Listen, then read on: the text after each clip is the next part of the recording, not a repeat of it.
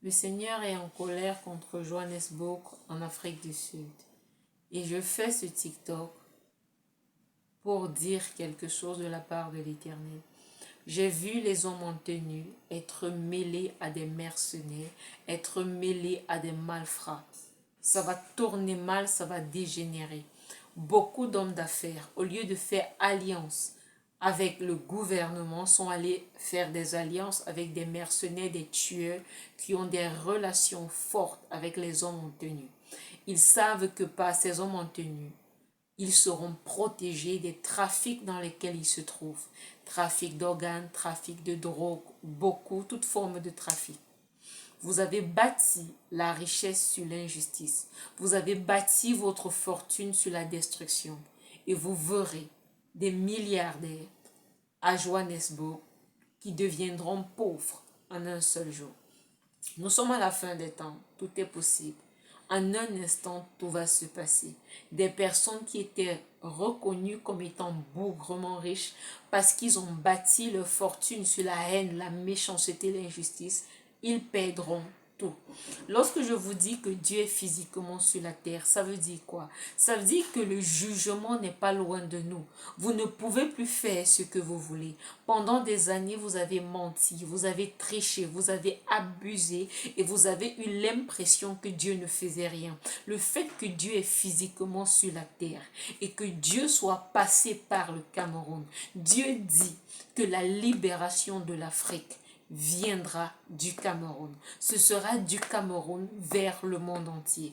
En ce moment, tout ce qui va se passer dans les nations, ce sont des signes pour montrer que la colère de Dieu est réelle sur le monde. Si on ne se repent pas, c'est là que ce sera véritablement grave. C'est là que les fléaux décrits dans l'Apocalypse vont s'accomplir.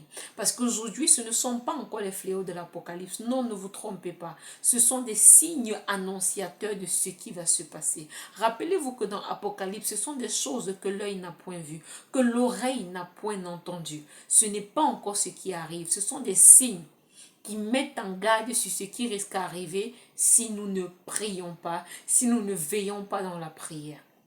Que tu sois sud-africain ou bien peu importe le pays que tu as, va à la prière. Moi, je suis dans la prière. Rejoins-moi dans la prière. Dieu ne peut pas être physiquement sur la terre. Tu es distrait en train de chercher l'argent, en train de chercher les femmes, en train de chercher le mariage, en train de chercher le boulot. La Bible déclare que cherche premièrement le royaume des cieux et sa justice. Tout le reste te sera donné par-dessus tout.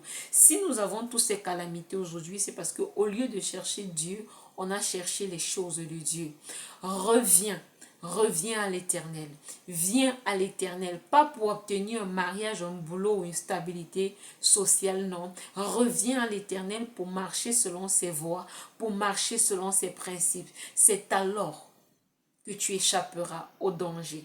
Je vous l'ai dit et je répète encore, la plus grande valeur dans notre génération, c'est la sécurité.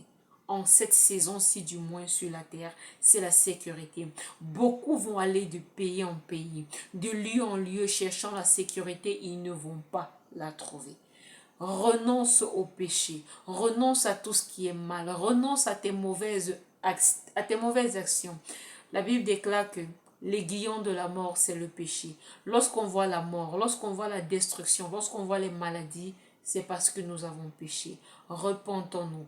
Afrique du Sud, Johannesburg, la colère de l'Éternel est sur toi, mais tu peux changer, tu peux te repentir, tu peux te nettoyer. Le gouvernement sait ce qui est en train de se passer, mais parce que le gouvernement a un intérêt, ils ne disent rien, ils ne font rien.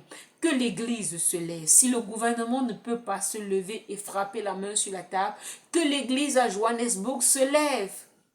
Nous sommes les gardiens de nos frères. La Bible déclare que priez pour le pays dans lequel vous vous trouvez. Prie pour ton pays. Le Seigneur veillera. Shalom.